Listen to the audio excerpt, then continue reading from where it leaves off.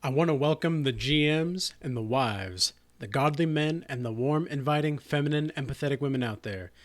In today's video topic, I want to talk about when they are phony to your face and deceiving or lying behind your back.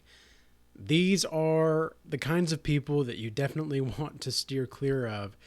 And unfortunately, in our society, we have so many types of these kinds of people running through in our stores, in our coffee shops, in our gyms, in our dance recitals, in our schools, in our colleges, etc., that it's hard to sometimes tell the difference between when someone's being a phony and when someone is actually a real one. How do you know? A lot of the times, if you are not completely within yourself as a whole, it's going to be hard to discern these kinds of things. But I can tell you without a shadow of the doubt that the higher you up yourself and you level up yourself in your own consciousness, your own awareness, and just in life in general, the more you're going to realize just how many people out there are phony. And barely anybody really cares about their own lives nowadays. Many men don't know how to provide value, and many women don't want to be a helpmate to the men in their lives. And so we're now approaching a point in which we have a complete infantilization of adults in our society that is not only prescribed, but it's also encouraged in our society. And so what I've learned is that if you have a calling, the calling will keep calling to you until you answer the call. And even when you answer the call, there's going to be work involved. There's going to be things that you have to do in order to get into the mindset that you want to be in. If that is, you want to create an everlasting legacy. And if you want to have something to leave behind. If you don't want to have anything to leave behind, well, then that's fine. But I'm not necessarily sure that you're going to be fulfilled in your life ever. And if you don't want to leave a family legacy behind, because here's the thing, right? A lot of families nowadays, even especially the dysfunctional families, they value family leisure over family legacy. They want to have a good time. They want to have the drinks. They want to have the parties. They want to be able to go do things. And yet they always come home from vacation or whatever it is with little to nothing to look forward to. And I realized this when I was young. And some of these topics that I'm going into right now are inspired by a couple of conversations that I've had recently. And it goes to show that so many people are living just to die. And so many people are living just to live a life that is in congruence with a disturbance of their own psychological pathologies. And they don't even understand that that's a disturbance. They don't even understand a lot of the times these people out here, like it's St. Patrick's Day weekend, right? How many people are going to be going out tonight, Saturday night, getting plastered and, oh, we got to do it because the Irish did it. Oh. Meanwhile, you're probably someone that is at least working on something. You realize, you know what, this kind of stuff is not going to get me to the place that I want to be. And if I don't have the skills to build the life that I want, I'm not going to get that life. And you realize this. You understand this. That's why you're here on this channel, is because you're hoping to act in a way that brings about positive change in your life. It's one of the reasons why I have the title of this channel, Regal Change. And this is the name of my business as well, Regal Change. And I was at a point in my life, the reason that I even named this Regal Change was because I had a regal change happen in my life. I decided to follow Jesus just over 2 to 2.5 years ago. And it was the most profound change I've ever had in my life. And it was a regal change. It was definitely a regal change for myself. Because I soon realized at this point in time, I really didn't have a lot of support. Even just 2.5 years ago, I didn't have a lot of support. I had just been through like years of betrayal, of conspiracy between family and friends, etc. I had been lost, and I had finally found my destination, but I didn't know how to get there.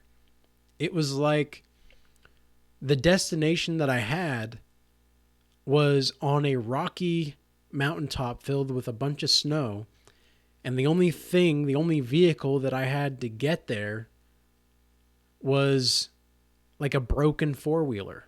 Like, it was just, that's what I had, metaphorically speaking.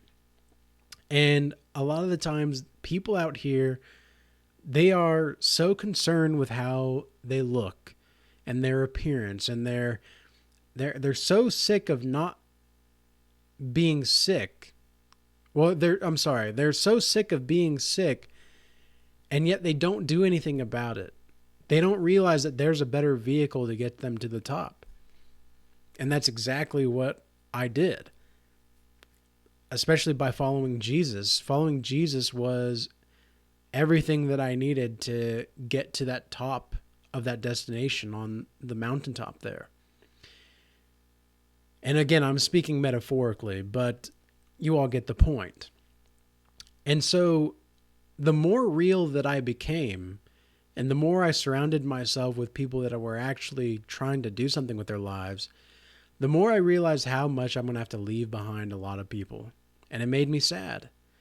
It made me sad to think that there's going to be a lot of people that have so much potential, and yet they're just not tapping into it because they don't want to put in the effort. They don't want to do the work. Here's the thing, right? Nothing works if you don't put in the work. That's something that I've learned with my YouTube channel. It's something that I learned with my business. I didn't learn this in college. I didn't learn this from the university.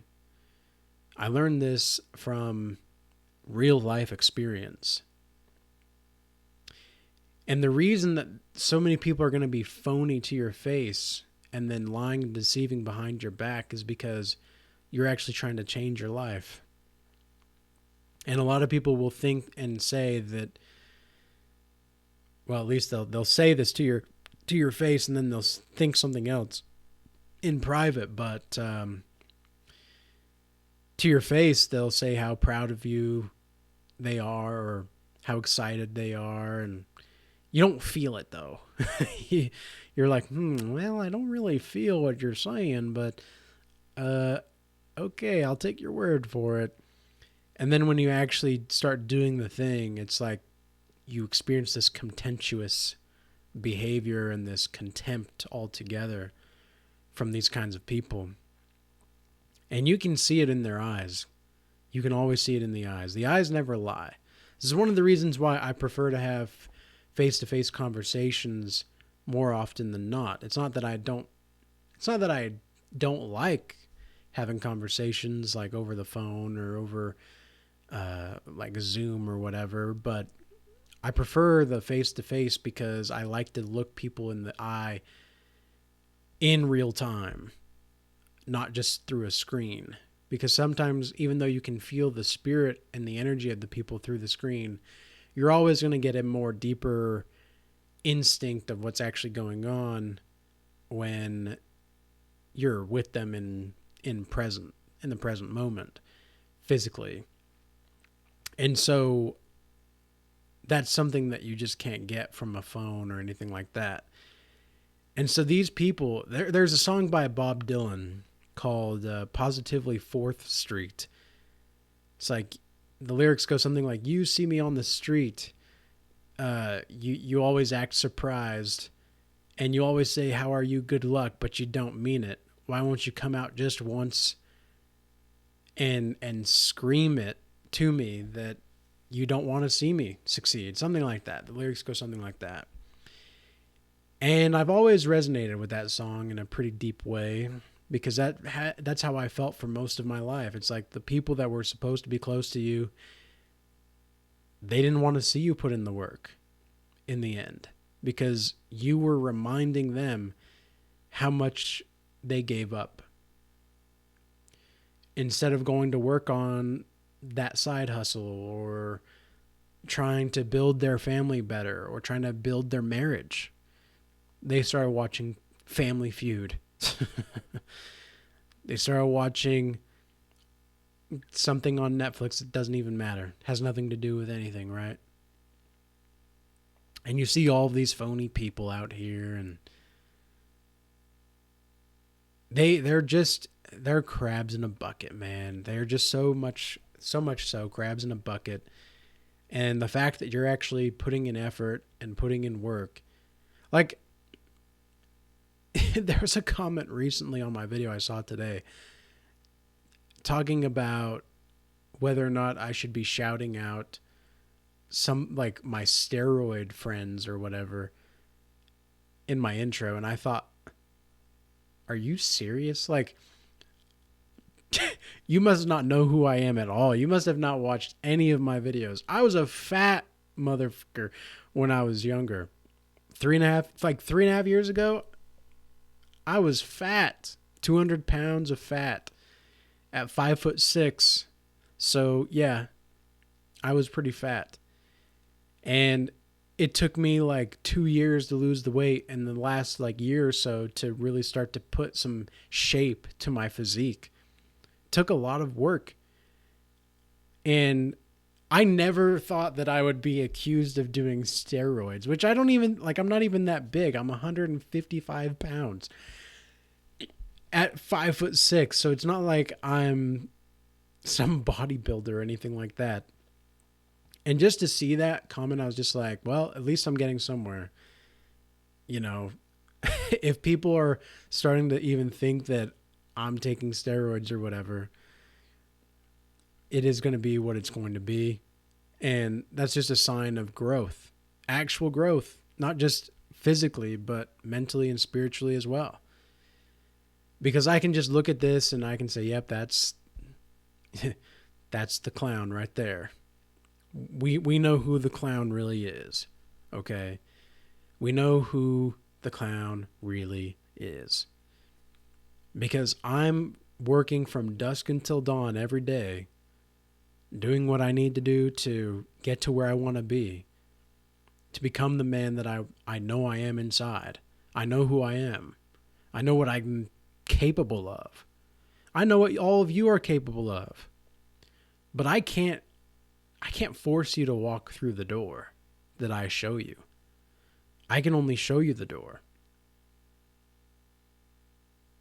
So, are you going to walk through the door? And do you want to be among the real ones? Do you want to be among the lions? Or do you want to keep being among the sheep and the rats? In this business event that I went to last night, one of the biggest takeaways that I got from the speaker was, he said, even if you win the rat race, you're still a rat. And that reminded me of, it was like he was putting into words exactly what I was thinking. I didn't just express it that way.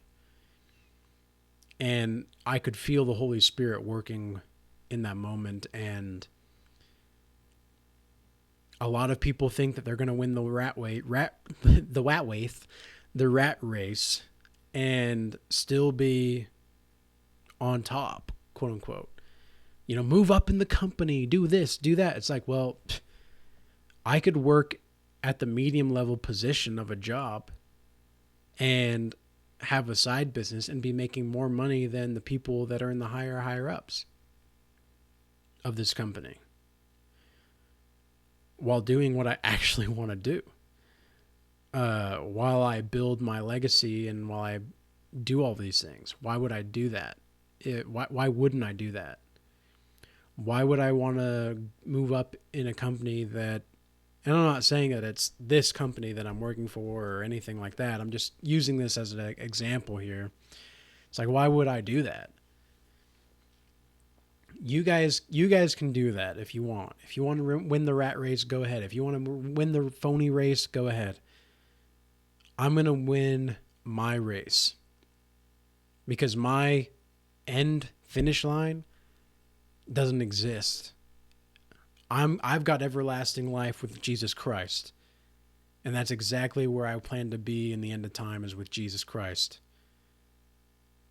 And I pray that my brothers and sisters do the same and become the best versions of themselves along the way and leave these phony Montana people behind. Peace be with you. Till next time.